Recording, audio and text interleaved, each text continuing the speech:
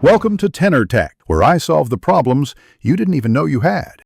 You start by confirming compatibility. Check Android WhatsApp version and iPhone iOS level so the transfer method will work. Next, choose your path. Move to iOS for direct device-to-device or a trusted WhatsApp transfer tool on PC/Mac and install it now. Backup Android WhatsApp locally to ensure data integrity. Make sure you know the phone numbers and Google account used. Once done, enable USB debugging or connect both devices to the same Wi-Fi so the next steps can run smoothly.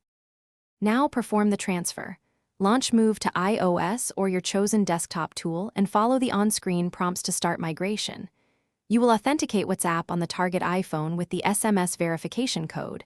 This maps the account and enables import. During transfer, keep both devices unlocked, connected, and charged to prevent interruptions. Make sure you don't close the app. The tool extracts chats, media, and attachments, then moves them into the iPhone WhatsApp storage, so messages retain timestamps and sender metadata.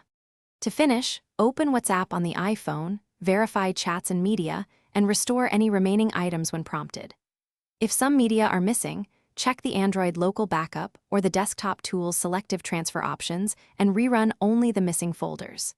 If transfer fails, make sure both apps and OS are updated, retry with a different USB cable or port, and review the transfer log for errors. These logs reveal permission or authentication issues, which you can fix before repeating the migration.